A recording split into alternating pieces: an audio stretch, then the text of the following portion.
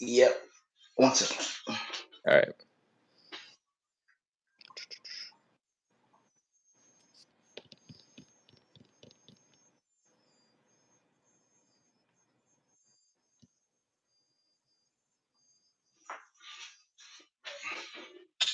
Look at it. I'm back up and out. All right. What's up, Alex? What's All up, right. man? Not much. Today we just want to talk about really what multiply money or really is about. I mean, I know people have this notion that when you're buying real estate, you're buying a business, you think that it's all about, oh, I just want to be enamored with the business. So what I'm really trying to, get the focal point or get people to look at is the reason why you buy everything. Every asset that you buy, the reason why is not for the asset itself, it's what this asset can do. Yeah, of course. So, what's your thoughts on that? Yeah, I mean, an asset is there to make you money. That's really the only thing. It's not an asset if it's not making you money. It's a liability. So, when you go into the idea of, let me take my cash and convert it into anything in the asset realm, you want to make sure that it's going to produce you appreciation, equity, um, income, and we always talk about tax benefits as well. Right, yeah, and tax benefits is a huge element of that. But let's just start breaking it down from different sectors. We'll talk about your favorite one first, real estate, or we could talk business first. But in real estate itself, when you buy in real estate, people get enamored into the fixtures. So, like when you're buying a house that you live in, when you're buying a house that you live in, you care about the aesthetics. You care about not you. You don't care about the damn thing, but most people care about the aesthetics. They want to make sure they got the LVP flooring, they got the granite countertops and things like that. But Yeah, then I hear these same people that already own a house or whatever, and then they try to pivot to the rental space, buying rental properties, and then they're still looking at the same emotional aspects that go along with it. right, And those are the things that can deter or make your that can determine your profit or loss, right? right. Yeah. Yeah, go So ahead. yeah. So when going for that, when you're looking to buy real estate, what are your pain points, or what are you looking for when you're looking to buy rental real estate? Not where you're gonna live, because if it's up to you, you probably live in a tent. But when you're looking at rental real estate. So, looking at rental real estate, I'm looking at, for one, the area, considering how hard or how easy would it be to turn over a tenant. Looking at the condition of the property, how costly it would be to rehab it or to do repairs. And then, with knowing, you know, where I can get it or where it's going to start out at, what would be my return on investment, my cash on cash return. So I look at two different types. The cash on cash return I can get at closing, and then the one that I can bring it to. So, but those are the main points. It's really just, the biggest one is how much money can it bring me. Right. So, and it's funny that you just talked about what you're looking for in rental real estate, and you never mentioned how the property looks whatsoever. I mean, yeah, Yeah. how to rehab it, of course, but Right. the thing is you're looking at nothing but the numbers, Yeah. and that's the aspect that I want people that's looking at this video to understand is when you're buying rental real estate, you're not buying the aesthetics, you're not buying the cool stuff, you're not buying the brushed nickel fixtures in the shower, you're not buying the granite countertops. What you're doing is you're buying cash flow. That's it. And Right. all the people that's in the investment realm, that's what they're going for. They're buying cash flow. Right. Alex, can you say the name? Acosta? Yeah. What's that? I know you Spanish, so you can tell me. What's that? Graciela. Yeah, there you go. Yep, Alex got you. All right, 1 second, Alex. Oh no, I mean it just that's sick, and I can pronounce it. I got you. Yeah. All right, I got Alex. That's what I got. That's my Google Translate right there. Um, But yeah, so when I look at, I mean, same as you, but when I would go look at rental properties, when I go look at, when I'm searching the MLS, when I'm searching the Zillows, when I'm searching the Redfins, things like that. Yeah, the property, how if it's dilapidated or not, but of course I'm looking at how it looks. yeah. But then after that, the only thing that matters to me if I'm going to buy or not has nothing to do with how the property looks. It has, okay, what type of rents can I receive in this area? Hmm. How much is it going to cost me to acquire or control this property? Those Right. are those are the only things that they look at, and then people get that emotional attachment, especially newer investors that when they come into the rental to buy in the rental property space, they're looking more at the aesthetics than they're looking at as the capital. I Right. remember sitting there and I was in San Antonio visiting some family members, excuse me, and then we went to some dog park and some friends came along and they was talking about real estate. They was talking about the bigger pockets. They was talking about all the big name people, and they was asking me, "Have you heard of them?" I'm like, "Yeah." And then so they telling me their real estate, and this is not family. This is just friends of theirs. So because if it was family, we would have had a different conversation. But friends of theirs, and they was just sitting there talking about like, yeah, we buying these brand new homes and it's brand new everything. We don't have Formica, we got granite, we got LVP flooring and all this. And the only thing I asked was, all right, where's the money? Like, so you buying it because how cute it looks, or are you buying it so you can make money? And their reply was, oh yeah, we're just banking on appreciation. Yeah. And that's a fallacy. And then my outlook on and a lot of investors, I mean real estate investors, their outlook on it is somebody's asking, can they join the live? I don't know if they having Yeah. issues there. But their fallacy on it is that appreciation is a mandate. Actually, appreciation is extra. The only thing you care about is how much you're bringing in minus your monthly expenses. That gap is the thing that you care about, and that's what we call cash flow. That's the biggest gap out there, and that's the thing that I don't think people are really paying attention Yeah. I mean, looking at like the aesthetics of the property, the only time I take it into consideration is, what at what cost can I get it aesthetically pleasing to, look modern, and then what are the market rates for renting a unit that looks to that appeal. So, you know, obviously if you make it more aesthetically pleasing, people are going to pay a higher premium to live in that unit. But that's the only time that I'm looking at it, because you're looking at a return on that rehab, So that in that instance, I would look at it, but just buying a property that's already aesthetically pleasing, you're probably gonna pay that seller the premium. You're not gonna be the one that's gonna be able to collect that premium. Right, and then I'm gonna pivot to business right quick, just to tickle your fancy and wait for questions to come in. Um, Acosta, they're asking, they're saying a lot of things. I don't know what's going on there, but you can figure that out. So we're gonna pivot to business because this is the one that I really want people to focus on because everybody wants to have that mindset and say I'm a business owner. I own business. They want that thought process in their head.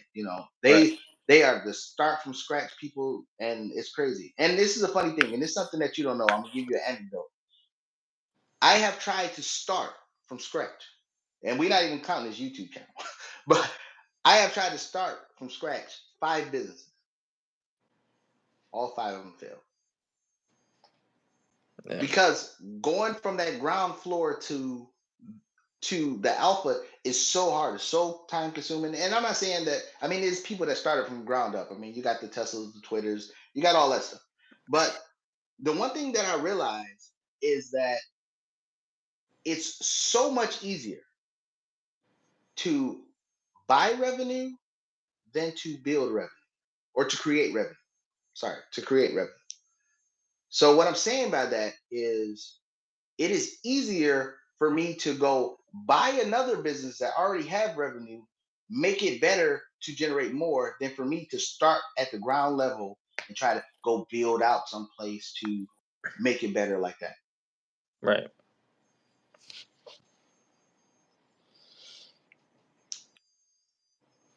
Yeah, and that's just, I mean, that's especially why I like buying units that I can rehab.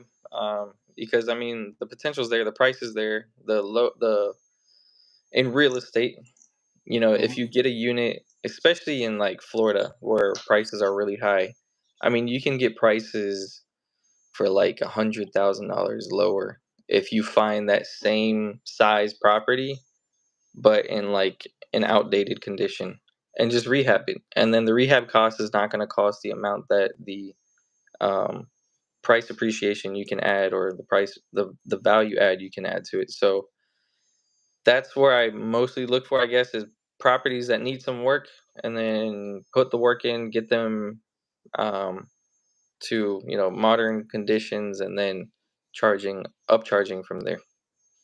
Right. And that's what I always say. I'm always when I'm looking at the rental property space, the business space, even the stock market space, I'm buying revenue, I'm buying profits. That's the only thing I really look at. It's easier, especially on the buy side, to get the deal in your favor when it's already generating revenue. Right. Now, I'll go to the business realm of it. I'll go to the business realm of it. Of it's the same thing in the business realm. So if I go out and let's just use something simple. Let's use something simple like a beauty salon or a barbershop, something that I know about. It's way cheaper for me to find a business or a salon that's in a busy area that could drive high traffic and I can get the price. Right. So Right. I can they can, they already generate revenue. The seller, maybe they want to retire, maybe they want to move, maybe they got family problems, whatever. I can go buy that property for way cheaper than it is for me to go find a new strip mall somewhere and then negotiate a lease, negotiate a lease with the the owner of the strip mall. Then I gotta go build out. Then I gotta put up signs. Then I gotta do advertisement, and then I gotta spend for all this other stuff just to get clients. When you can go buy something for way cheaper that's already generated revenue, that you can already get the ball rolling, and then you can actually increase it better in time. But the revenue is there. The revenue that's coming in can do the upgrades. The revenue can spend on advertising. But if you go start a new salon from scratch, then you're really just screwing yourself because you're gonna spend so much money on the front end that it's gonna be very hard to recoup on the back end unless you just hit every marker, every marker, every marker. Kirby, this question's for you. I think Hmm. you buy beauty salons just to get free waxes, but this one. What to say? What to say? They said, so instead of buying a beauty shop outright, you should buy one that's already up and running. Right, yeah. So, well, what I'm saying with that is, I would rather buy one that's up and running than starting one from scratch. I mean, especially in a lot of communities, especially in the middle class and lower community, we think, oh, the only way we can have a business is start it from scratch. It's way cheap. When I say way cheaper, you wouldn't believe the deals that I get on different things like that. It's way cheaper to negotiate something that's already established than something that you're building from scratch. So just think a new strip mall. A new strip mall, you're gonna pay premium rent. You're gonna pay, especially right now, especially with tariffs and all this other crap, you're gonna pay premium for build out. You're gonna have to negotiate, and you're gonna have to struggle to find other people to work in your facility.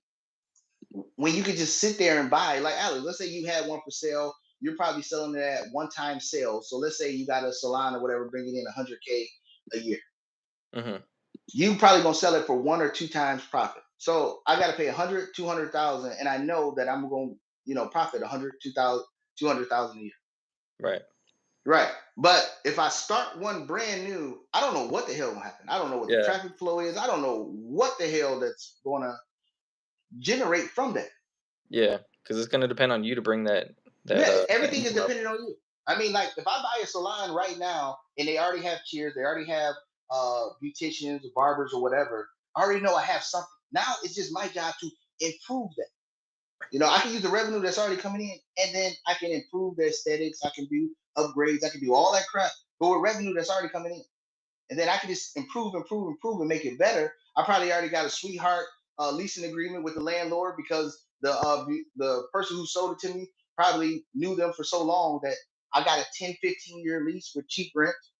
But you go and start from scratch, you paying top of the line premium rent wherever you go. You might get a 2, 3 month free build out, but that's all you get, and everything else is on you. Anything else out there, Alex? I can. Yeah, as the comment says, we were looking at this, and when it's ran right, it paid for itself. Which I think goes to like what you did with the barbershop. Mhm. I mean, I know it took you 3 years to like get it running to how you wanted it to be running, but essentially that's what happened. It was already operating. There was a manager there. You took Mhm. over. You worked with the manager to get it to the standards you wanted it, and now it's paying for itself. Right. Right. Yeah, but I just think of it, and I see other new shops coming online in that same area. The amount of money that they're paying for rent, the amount of money they're paying for build out, they have to charge so much that they have to alienate. They alienate the client, so they just still come back to us because we can charge a better rate and still give them the same cost. That's the crazy part. And then, but people don't look at it as when you build this stuff, you got to price all of that stuff in into the price of the product you're giving out to the consumer. Because if you don't transfer that cost off to the consumer, then you're really screwed. Yeah. There's another comment says this makes sense. Big businesses buy out the small guys' businesses because they already see the revenue they are bringing in. This is what happens every time. Yeah, Yeah, absolutely. I got a funny one for you, Alex. Yeah, my main man is Warren Buffett. Warren Buffett ain't never created a damn thing. I mean, from Berkshire Hathaway on, he never Yeah, created yeah. He nothing. just bought it all. Yeah, Yeah, so Berkshire Hathaway, for people that don't know, Berkshire Hathaway was a publicly traded company before Warren Buffett ever was even existing. It was a textile company. Warren Buffett bought enough shares to become 51% owner of Berkshire Hathaway, the textile company. And then he proceeded to fire the CEO and all that. And then now changed it to this consortium conglomerate that it is now.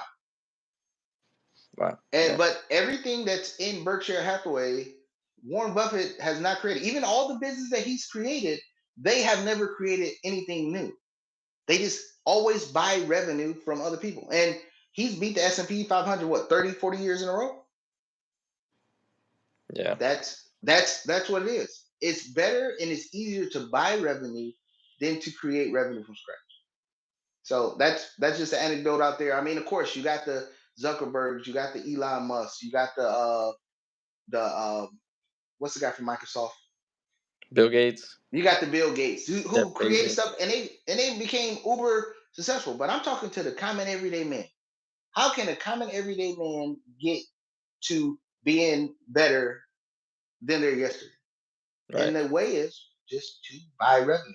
Don't sit here and think that, oh, I gotta have it the way that I want it from scratch. No, you're just digging yourself a hole. It's the reason why 83% of small businesses fail, and that's because they have that mindset. Yeah, When you can just go buy somebody else's, improve it, and make it better, and already start bringing in revenue. But most small businesses fail within the first 3 years for people that don't. Any other questions out there? yeah. What's some things you want to look at when taking over someone else's businesses? Any hidden things? I would say look at their weaknesses, but go ahead. No, no, go ahead, Alex. You got it. Yeah, look at their weaknesses. I think one of my favorite ones is man, I forgot the guy's name. I think his name is Ray something. The guy that bought out the McDonald's brothers because he Yeah, bought yeah, yeah. land rights. So Right, he right. bought. They didn't want to sell, from what I understand, they didn't want to sell the franchise or the business. So he bought the land rights and then basically took over. And that was a weakness that they had. They didn't own the land under it. Just look for where there's operational issues, where you can come in and negotiate, and where you can bring more value. And I mean, honestly, like you have to be a little bit of a shark in it. So if you see weaknesses that you can put pressure on and make them fold, then do so. Right, and then I'll add to that, Alex. We got another one. Yeah. I'll add to that. things you're looking for. Of course, you're looking for the numbers. Like I said, we're buying revenue, we're buying cash. So you're looking at the revenue that this company is producing. Usually it's a solo entrepreneurship. They don't know their financials, so you got to go there and dig deep. You boots on ground, actually looking. I mean, it's a lot of deals that I look at in the business realm. Like I see it for sale, I'll sign the NDA. They tell me where it's at. It takes me a week before they even know that I've checked out the property 5 or 6 times. So I'm actually boots on ground. I'm sitting there looking at the traffic that's coming by. I'm sitting there looking at what's moving and shaking in the area, looking at the good points, the bad points. I done went and visited the business 2 or 3, 4 times, and they don't even know. Uh, and then so after I'm looking at the numbers, and then I figure out the numbers because that's where I'm gonna negotiate it off the numbers. And then I'm gonna negotiate off the numbers, and then now I'm looking at the operation. I'm literally sitting there just looking at the operation, seeing what they're doing, looking like you said, looking at the pain points, looking at where they could be more efficient. Like, hey, you have this. One was, hey, you're paying $300 a month for a website, and the only thing the website is doing is telling everybody where your location is. Why the hell are you paying $300 a month and the website look like it's a social media account? It's not, you don't need it. Make it Yeah. simple. Just give these people distance direction, give them contact information, give them a way to book online. I mean, if they're on your website and they see a stylist or whatever that they like, they can just book with that and just going about business. You can go to GoDaddy, that's maybe $300 a year, but a damn sure ain't $300 a month. So, of course, eliminating waste. And then after that, it's just doing a multiple. I mean, most small businesses, they trade at a multiple of a 1 or 2 times.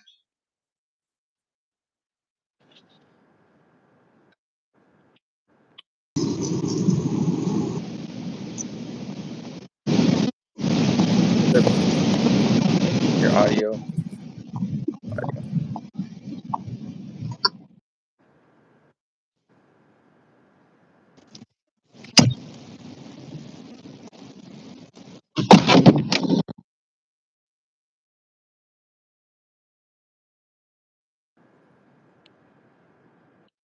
All right. All right.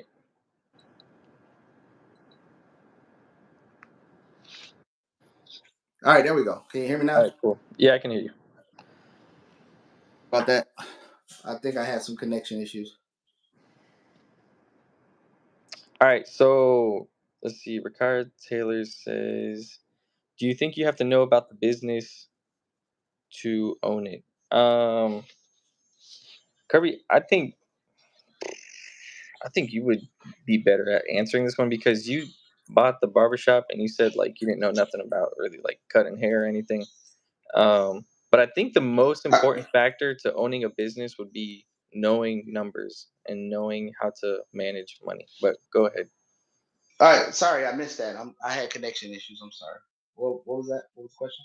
Oh shoot! It was. Do you think you have to know about a business in order to own it? Uh, you'll be a fool not to know about it.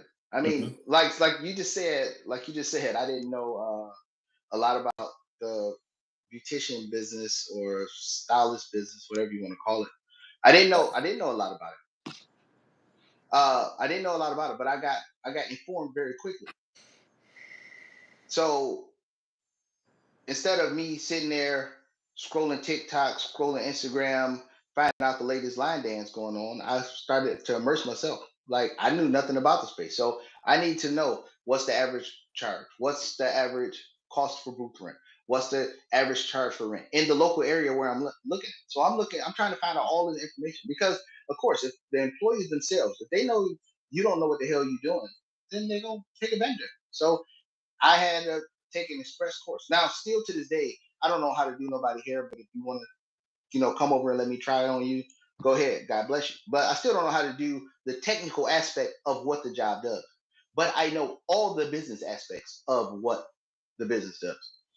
But so I'm not sitting there just saying, hey, if you never knew how to operate a machine shop, should you just go ahead and just do it? If you don't educate yourself on it, then you're gonna set yourself back because the employees the ones that's gonna take advantage of you because they know you don't know what the Yeah, hell you're doing. So very true. that's the answer to that. What was another one we had? Sorry about the Uh, technical issues, y'all. what are your thoughts on small business loans?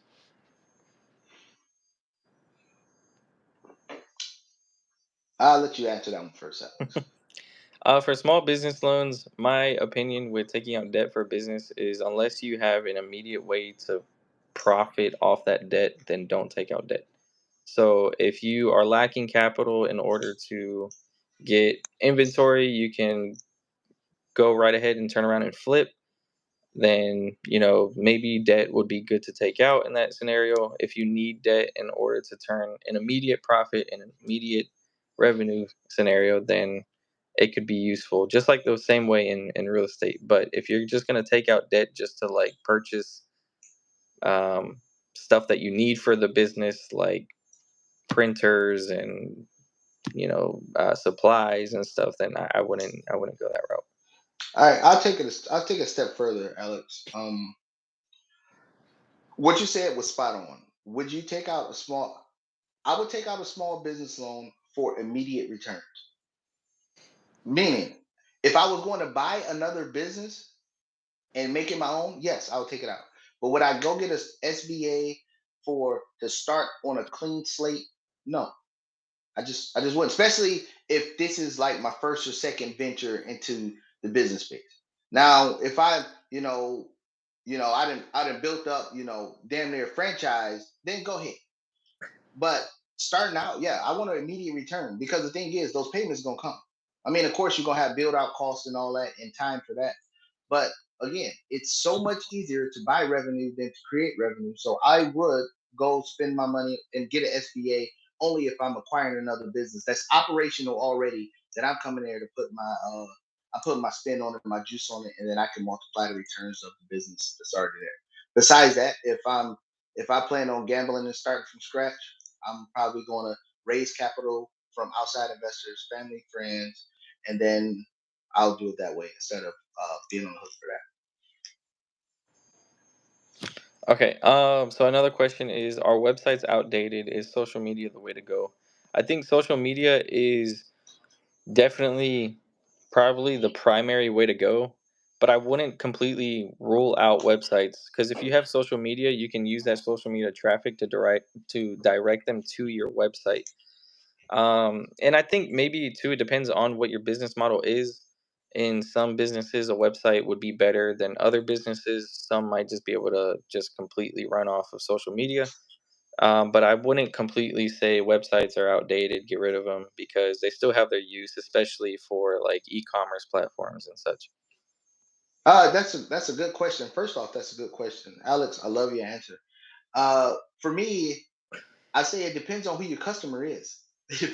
It 100% Yeah. is on who your customer is. Yeah, So true. if your customer base is, I'll just use my age. If it's 40 and over, most of the 40 and over still go on a website.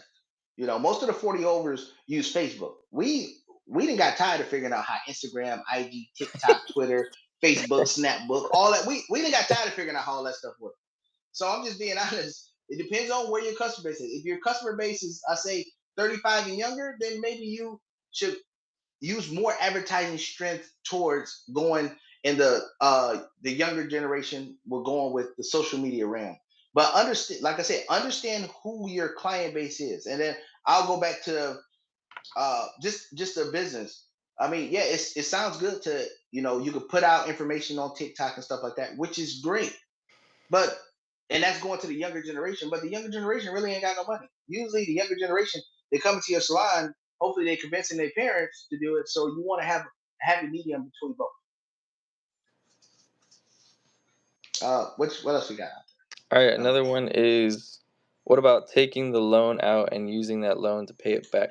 I'm a little confused on this one. yeah, Rakaya, can you explain that one better, please? What else we got? Last one is you gotta go get a physical job. Stop being soft. I don't know what that means either. Yeah. But yeah, so now and that's two elements. That's another element of it that I wanted to speak on. Is because you're good at something, that don't mean that you're a business owner. And then I'm gonna use that too far gone comment, and I'll just like physical job. But so let's say you're good at doing hair. Let's say you're good at cleaning, mopping, waxing, whatever. that it's good that you're good at it, but to be a business, a real business, not owning a job, to be a real business, you have to be able to move this information that you know, the knowledge base that you know, and instill it into other people. Because if you, let's say you go buy a custodian, I mean a custodial job or whatever, and you're good at cleaning, and you're doing all the work, you're sweeping, mopping, doing everything. That means you just bought a job. You didn't buy a business, you bought a job. And it's a very Yeah. distinct difference between a job and a business. A job or a business, if you work or not, you still gonna get paid. A job is if you work or not, depends on if you get paid.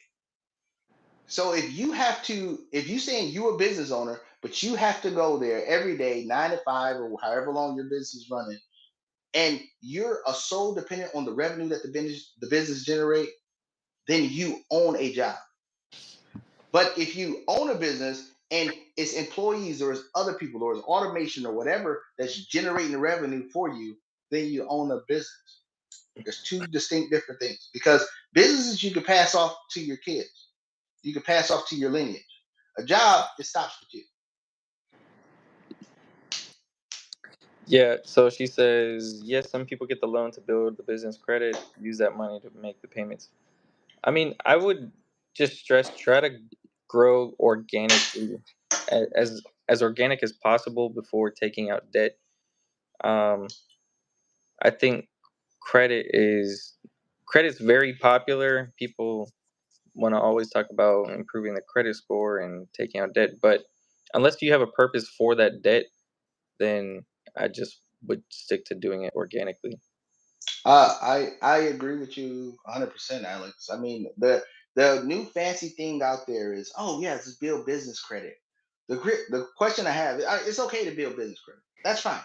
But the question is, if you're building credit, why are you building it? Why did it go bad in the first place? Because you can find fancy ways to get credit and access to capital from these businesses, but if you don't rectify the reason why your personal credit or whatever went bad, then you're just going to repeat the same thing again. I mean, do I have business credit? Yeah. Do I use it to leverage it to do anything special? No, I really don't. I mean, I can go get whatever the hell I want, but I don't just be saying, hey, look at my business credit, y'all. Just give me some more money. For what? If it don't make financial sense to grab it, I'm not grabbing it just to say, oh, I just want a business credit score of 800, and that's not how business credit works. But I'm just putting it in layman's terms. It Yeah, don't work like that. yeah, yeah, absolutely. I Yeah. mean, and I mean, the only way I could say like tying financing or credit loans and stuff to businesses is, like I said, either you have an immediate way to turn a profit on it, and that's where debt really becomes a great thing, because if you've built such a large traffic base to your platform or whatever, and you need more inventory or you need to keep the business operating, debt can be great to do that. But you have to have so much traffic, so many clients already, customers, that you're just in high demand. And then obviously in real estate, it has its great benefits too. And then you can get into using margin on stocks and stuff. But you have to be absolutely sure you're going to turn a profit or make money off of that debt before taking out in any realm, in stocks and real estate and business. Because if you just take out the debt and then you've got the debt and no revenue, then you've just got debt and you still got to pay that back. So you want to be making money on Alex, you're spot on right there. It's you don't want to be taking out debt just to be, like you said, taking out debt. it. You want to have an actionable plan. I mean, like Yeah, in real estate, like in the stock market. So like you mentioned the stock market. So I'll say the stock market. Let's say for margin. If you see a setup or a plan, if you want to go down the margin realm and you're taking out debt to maximize and capitalize on a move that you have with more certainty than not that's going to happen, then go for it. But if you're just taking out the margin just to say, oh, I'm just building this position for later, then what the hell are you doing? yeah, Like Warren Buffett says, there's only three things that can kill you financially: liquor, lady, and leverage. The three L's. If you just getting leverage just to get it, then no, I wouldn't touch it. I mean, I don't just sit there and say, hey, bank, let me just hold $100,000 just to hold $100,000. It's, hey bank, I need 250. I need $1 million to go buy this asset. And then the bank gonna say, okay, you got this asset. How the hell you gonna pay the money back? Well, Right. that's the only thing the bank cares about. And then so like Alex, you talking about the DSCR loan. Um, that's the number one thing they ask. Okay, you want this money? How the hell you gonna pay me back? Show me the numbers that's gonna pay me back. Right. And then if the numbers make sense, then hell yeah, you can have the money. That's how it works. I'm not just, I don't take out the money for just the sake of it and just the fun of it, just to say, hey, I got it. If I just want to have a lump sum of money, I just save the money and go about it. But I'm not just taking out debt for the sake of it. It's literally, it has to have a super return, especially now in this interest rate environment, to push it out to get major returns from Yeah, absolutely. Guys, ask any questions you have. Don't feel afraid. it. Any other questions out there? I see you got. Let me see who's out there. Got. Oh, Some okay. small. What's some small owned businesses that you like that's easy ran and anyone can do, i.e., vending machines, ATMs, etc., etc., etc. Alex, this you. Um. So why is this me? You're the one that has because ATMs. I think you got insight on that after you did some research on the Yeah, I vending guess. I mean, machines. I just so ATMs and vending machines. I think vending machines are still good. Um, Low cost, and people still want to buy snacks and drinks and stuff. ATMs, and Kirby opened my eyes to this. I had talked to a guy that owned like 3,000 ATMs or something crazy across the across the nation. But he was already doing it since like the 70s and the 80s, and he had like partnerships and contracts with like Wells Fargo, and like he was already established. So for him, it made sense to keep doing ATMs, and he had prime locations, shopping malls, and stadiums, all that kind of stuff. So it made sense. But for ATMs, I think the new era of ATMs is credit card transaction machines, and you collect a fee and you charge that fee over to the customer as they swipe their card at stores and stuff. Um, so I think I haven't done it. I know someone that does do it, and but you do have to do the legwork and establish those relationships with stores and get. It's like doing door to door sales, so you can get turned down and turned away and stuff. So be prepared to face things like that. So my answer to the question about, it says, what's some small businesses that you like that's easy to run? None. My answer is actually none. I mean, it's no business that's easy if you really want to make money. I mean, it becomes easier years down the road because you have it so ingrained in your brain of how the business runs that it's easy and it's like second nature to you. But besides that, it's more just grind work, grind work, grind work, grind work. And then it eventually gets there to an easier process. But if somebody tell you, oh yeah, you can start this business, this is easy, it's fucking terrible. The business is absolutely terrible. You're not going to get the returns. Like, let's talk about some things that they say is easy to run. Drop ship. Yeah, the drop shipping, the people that made the money in drop shipping are the ones who started early on. They went through the grind, learned how to do it. Yeah, Now, of course, they're selling you classes on how it can be easy for you. But they didn't already saturated the marketing and ate up all the market share. So it's not going to be easy for you. But you would pay the money because you hear the word easy. The thing is to get in there, grind, figure it out, and then it becomes easy for you. Easy for you, so you can become one of those shipping salespeople. But there's no business that's easy. That if you really want it to be a business, it ain't gonna just be easy. Like, hey, y'all could buy this, and then money's just gonna print. That's just yeah, not the reality of it. yeah, exactly. So Jay said medical transportation with a question mark, and me film said, "What about gray market organ harvesting?" That feels like that Uh, seems like a question towards Jay on that Yeah, I guess, I one. guess, I guess that's a troll. But Yeah, medical transportation. I mean, medical transportation. It's not easy, but medical transportation is one that can be done because a lot of these municipalities, especially, uh, outside the major city limits, even inside a lot of city limits. Like I'm just speaking of Florida, like the Jacksonville, the Tampa, the Clearwater area.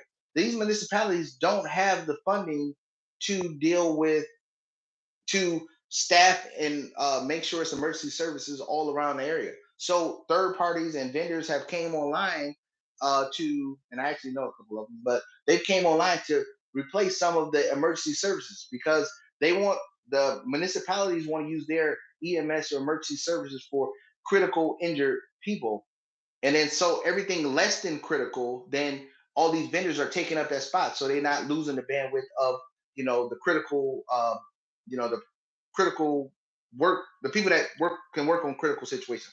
Excuse me. So I mean that is an area, but is it easy? Hell no, it's not easy. Is it? Is it a lot of work involved? Is it a lot of negotiating? Is it a lot of setting up contracts, hiring employees, coming up with forget the work schedule, coming up with route schedules, coming up with all that, you know, having people, of course, having employees, but then you got also got to have people that overlook different sectors of the city or whatever that you assign. So it's a lot that goes into it than just, oh yeah, I can go buy this medical transportation, or I can start a medical transportation business. Can you buy one? Yeah. And I mean, it's a lot of sites out there, Alex. I mean, I look at LoopNet is one, but that's more of a infrastructure like warehouse type deal businesses. But then uh buy biz for sale, and those different platforms. It's a lot of businesses out Yeah, I mean, the other thing to consider it also is when you start getting into complex businesses like medical transportation or owning certain storefronts and stuff. I mean, also take into consideration the licenses you might need to get and the laws you have to be aware of and stuff. So you have to really educate yourself on those things. there. And the liabilities. Yes. And the liabilities. Yeah. Nah, he said probably shouldn't say easy over simple or easier, not complex. I mean, I think every business has its own complexity to it. Even something as simple as vending machines. I mean, you have to buy the vending machine, know how it operates, get the Wi-Fi connected if you take credit cards, and have people to fill them and find And then store locations willing to put them in their stores. So right. And then coming up with a negotiation with the the person where your location is to actually uh what percentages, negotiating percentages, because of course they're not letting you just set your vending machines for the most part. They're not just setting your vending machine there unless it's a need for that business with them for not getting a free. percentage because they Exactly. because they still got to use their electricity to cover your vending Yeah. machine. Yeah, so Yeah. it got to be a negotiation somewhere. So having that ability to negotiate, and of course, everything online makes it look so easy, so simple. I wish it was. I wish it was, but that's just not the true reality of it. I mean, even though when I talk about yeah, even when I talk about the different side hustles and different things that we have going on, and somebody told me this. They said, "Man, Kirby, you make it look so easy." Only reason why it looks so easy, or I can articulate the ease of it, is because going through the grind of it. Now we know the steps, we know what I had to go through, and it's just spitting it back out. I could sit here and just tell you all day, "Oh man, this stuff sucked. This what had to go on. This what had to go on."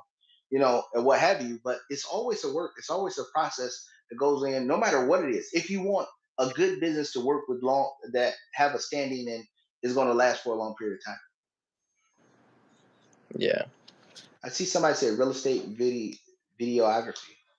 I mean, even you still gotta. And actually I like that. I like that sector actually. The real estate videography. Alice, what was that company? Meek, I think it was Meek Kevin was pushing Matterport. Matterport. Matterport, they does the videography, the 3D modeling, and all that stuff, and it looked like it was going to take off, especially during the COVID times. And but Alex, you looking at real estate all the time. It's some people that do themselves a huge disservice because of the videos that they post. Yeah, and the pictures, yeah. Yeah, Yeah, it's yeah, terrible. Yeah.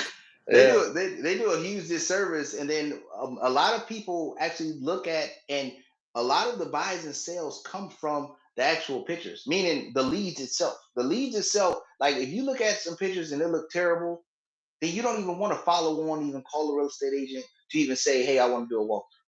But if the, I mean, you can put with these cameras today, you can put lipstick on a pig, and it can be a terrible property and it look like it's a mansion in Beverly Hills, but it's getting the leads. You might, and then so that's the real, avenue and aspect that you got to look at. But that Mhm. space, I think, is very lacking with a lot of Like, talent in the real estate videography space.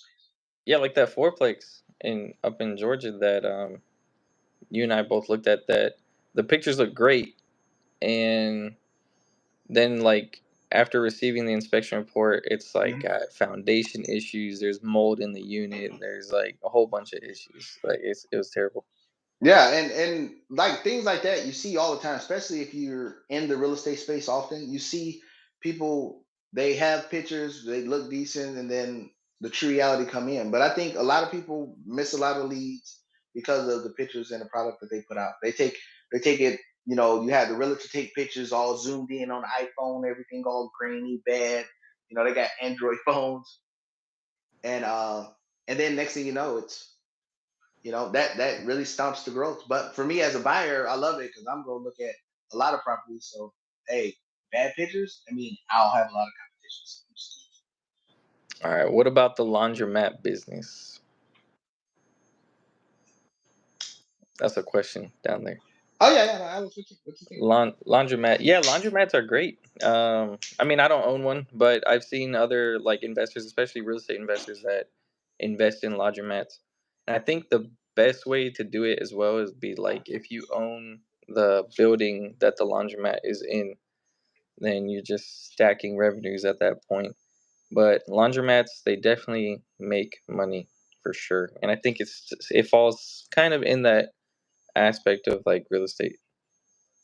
Yeah, yeah, and again, location, location, location, location, location. Out of all the places, laundromats is, I think, is a huge indicator of that. Because I mean, Especially I've literally seen laundromats in South Tampa in like well-to-do neighborhoods. The only time people go use that laundromat is maybe for a rug that they don't want to put in their personal washer or dryer. But yeah. you want to be in those instances. I'm not saying you want to be in a poor neighborhood when you're buying a laundromat. You want to be in a tweening area, especially if you can get around maybe a apartment complex that don't have washer and dryer hookups. If you getting around a community that has older homes that just never install washer and dryer hookups in their homes, then laundromats is the way to go, especially like in New York areas and things like that. But you want to get something like that.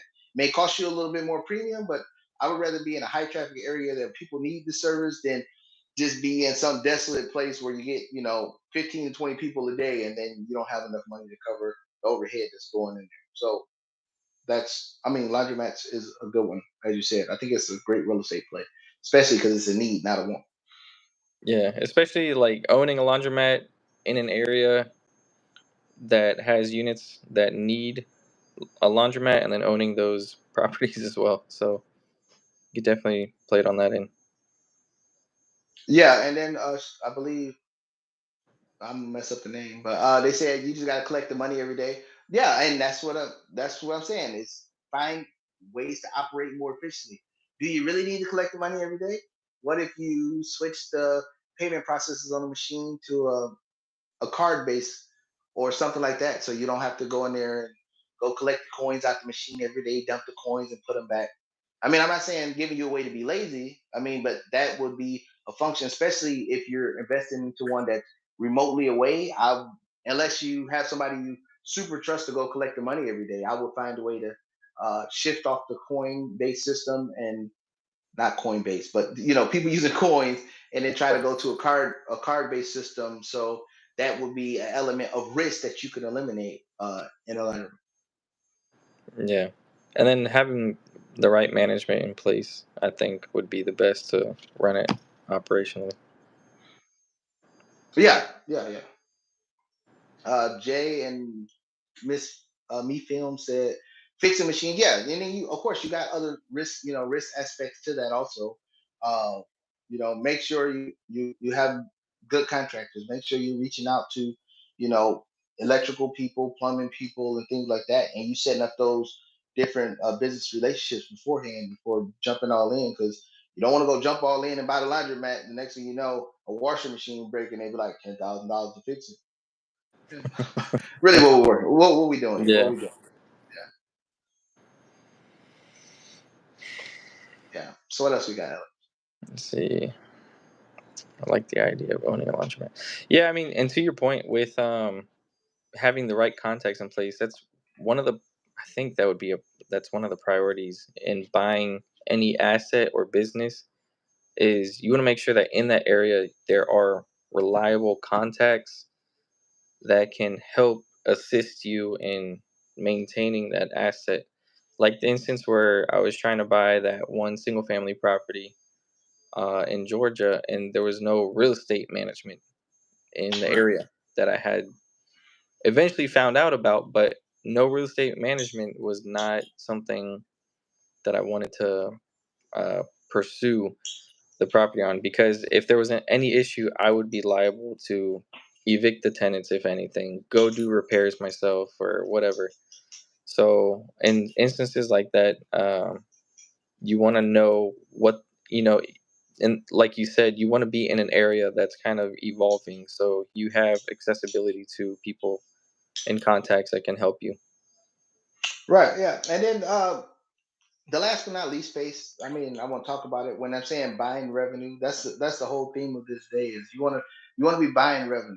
I mean, even in the stock market, that's what you're doing. When you're buying companies or you're investing in the stock market, people stop getting this delusion of, hey, I own 1,000 shares in Bank of America. You're not an owner of Bank of America. You own the equity position. That's it. If Bank of America went bankrupt, and I'm not saying Bank of America is, but Bank of America went bankrupt, you're the last person to get paid, meaning you won't get paid at all. First is the debt holders, then it's everybody of the stakeholders, then it's you. You just own an equity position in the company. And then how do you own the equity position? Is by the numbers. One thing to look out for on any stock that you own, a PE ratio. Alex, I don't know if you have your computer up, but the do you have the Yeah, CNBC or something up? All right. yeah, So what's the PE of Bank of America right now? Again, the word is PE, price to earnings. 13.40. All right. So 13.40. So what the PE is saying is you're willing, if you're buying the stock today, you're willing to spend $13.40 for every dollar that Bank of America owns. That's all it is. So when you buy in the stock, and 1340 is a good PE multiple, by the way. So historically, on the stock market, historically, now of course everybody see this COVID time where the PE of the S&P 500 is, I think that's, well, at the highs it was what, 23%.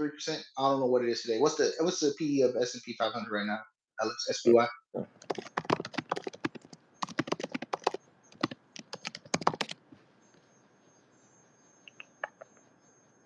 25.40. Right, 25.40 is still high, but historically, any 18 used to be the historic PE of the S&P 500. So even at 25, the S&P 500, even today with the price going down, the S&P 500 or the stock market is still expensive.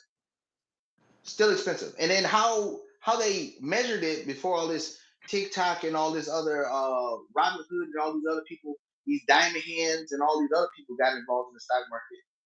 If you measure the stock market being overvalued or undervalued based on a PE multiple, and the number is 18. Now, with the days of COVID and the hyper moves in the stock market, I think the PE of balanced PE is like 20 for the S&P 500. But still, right now at 25, it's still overvalued. So that's why when I say that I think that we can go down another 10, 15% in the stock market easily from the 10% down lows we had.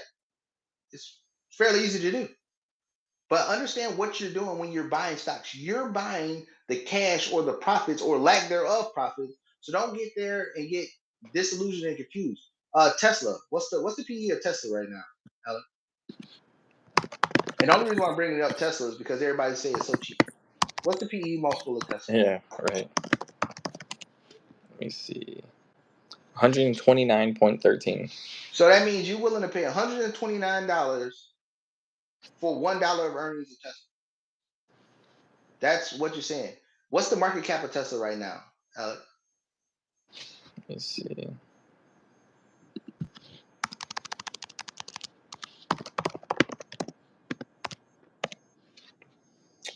$825 billion. 825 billion. I'm not gonna ask you to do it, but well, you can do it while I say it. But if you add together GM, Chrysler, which is Stellantis now, GM, Chrysler, and Ford combined, I guarantee you that Tesla is still valued over all three of those companies combined. And Tesla is not selling more vehicles than all three companies combined either. But that's what I'm saying. If somebody's willing to pay, that's like me saying, "Hey, Alex, I'm willing to pay you $100 for every dollar you give me." Let's do it, man. That's what I say. That's what it means. Yeah. But I really base the market overvalue or undervalue based off the price to earnings. People should be willing to pay $18 to $20 per dollar a company earns and their future projections. So you're buying it now at, let's say, Bank of America, $13. So if they get to a PE of 18 to 25 or whatever, then of course you're making money there. But you sitting there paying $100 and some dollars for $1 in earnings, that means you expecting, just to get in the same multiple realm of that, you're expecting Tesla to grow 4 or 5x to even get to those multiples from where the current price is today. So you're expecting about $800 to $1,000 a share if you're willing to pay somebody $100 for every dollar a Yeah. year. Any other questions out there? No, nothing else. All right. Well, people, I hope we gave you some insight into understanding how the actual concept of money works. The goal is, and the best way to generate more money, create more money, is to buy the asset. Buy the asset that's Right. generating money. It's not, hey, let me go hide it in a savings account and hope the interest catch up one day maybe one day I have some money. Also it's not, hey, taking the money and say, oh, I'm just going YOLO on some stocks and I don't know what the hell I'm doing. Everything that we talk about, first you got to do the work, then you put your money to action to buy more assets. And then the last but not least, in business, again, it's easier to buy revenue than create it. Just go buy another business and in your field that you're working in. Like somebody that's good at cleaning and they want to start a cleaning service. Go find a cleaning service that already have some employees, already have contracts. That's the key. I don't care about the employees. They already have contracts to other businesses. They already got contracts with people that they're gonna clean. Go buy their business, and then now you're already starting to have different more revenue coming in to get you closer to your goal than starting out like, all right, I'm about to start a cleaning service. Nobody don't know me. I just hope somebody calls me. Let's cut the corners and get there faster. Yeah. Yep. Thank you, Ricardo, on that one. But I hope we put out a lot of information and maybe it helps people look at money a little different or how to generate money a little different. Because that's all I'm doing. I'm not doing nothing special.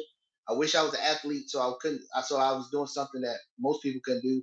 But everything that I do is some everyday individual can do, and that's just go buy some more revenue and go buy some profits and go buy some assets and make the money off of it. With that, Alex, you got anything? Now we'll close it there, guys. Stay tuned for next Saturday. Every Saturday at 12 p.m. So, unless there's any other questions, we'll close it there. And make sure y'all sharing and having your friends and family members subscribe. And tell them Kirby said you'll choke them out if they don't. So. Rakai says she's got one more question. Oh, go ahead. Go for it. Shoot it, Rakai.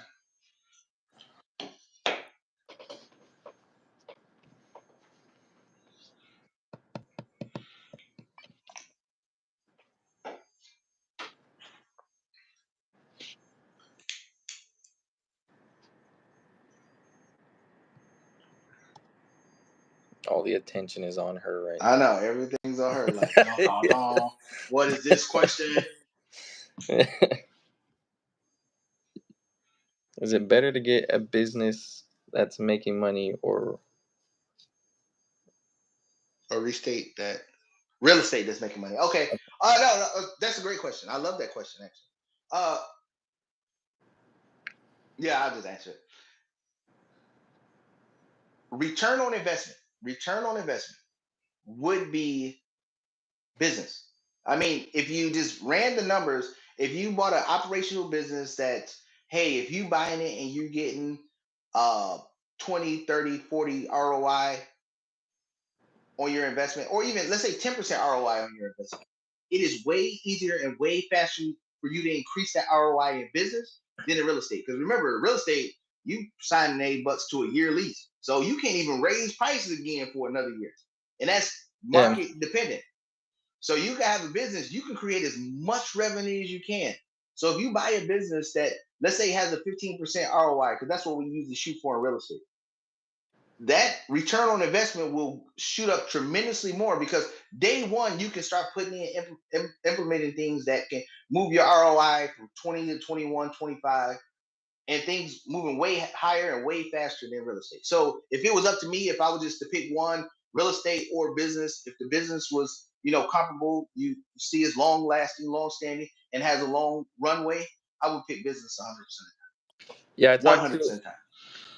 I had spoken to a guy that he was a guy in Canada that had a contracting business for like construction and remodeling, and then he owned real estate. And he told me business will make you rich, real estate will make you wealthy, Correct. and Correct. that's kind of the way to look at it. Yeah. So I mean, and what he's trying to say is real estate is because real estate is a need. Let's just call it what it is. Anything else you do, I mean, on the business side, real estate is a need. People will always need a place to stay. So that right there is the fluctuation is not that big. The swings are not that big. So real estate is the wealth generator. But and as you see, most people, even if you're flipping homes or whatever, they buy the homes, flip them, so they can eventually get to owning long-term real estate. But just the ROI, if we just talking ROI, return on investment, Alex number, Alex don't give a damn how fast you get it. Just give me the money. Business will get you there. Business will get you there 10 times faster. Now, is it more safer? That's a great question. Alex, what you got? Um, they both have their risks. I think business is more volatile than real estate, so I would say business is riskier, I guess. But it all comes down to numbers. I mean, if you can keep your costs low in real estate, if you can keep your costs low in business, then I think that's what's going to save you from having so many headaches. I think business. I mean, again, it depends on what your niche is. It depends on what the business niche is. I mean, the risk is the risk, but I mean, Amazon was risky, but I mean, do you really see anybody stop using Amazon to do anything? Right. I mean, it depends on what the niche of the business is. If it's something that's like fly by night, like you trying to sell Teletubbies, then yeah, no, yeah, it's more risk. But if it depends on what is the question you should ask: is the business a need or is it a want? And then if it's a want, on what scale of a want is it closer to a need that people will have to spend money on it in good times, bad times, or indifferent? I Yeah. mean, just like the cigarette company. The cigarette company, everybody who don't smoke, they're gonna say, "Oh, it's a want. It's not a need." People that smoke gonna say it's a need. But one thing for Yeah. sure, two things for certain is they always gonna smoke. So Right. that's what I'm saying. So you got to understand where the business fit at on that scale of what it is and how sustainable it'll be in good times and bad times. So that's really what it comes down Exactly. to. All All right, right. Alex. I think we can wrap it up there. That was the last one. I hope, Rakaya, we answered that question fairly thoroughly. Yeah, guys. With that said, we'll close out here, and then we'll continue every Saturday going forward, 12 p.m. Eastern time. So join the next one, guys. We'll see you.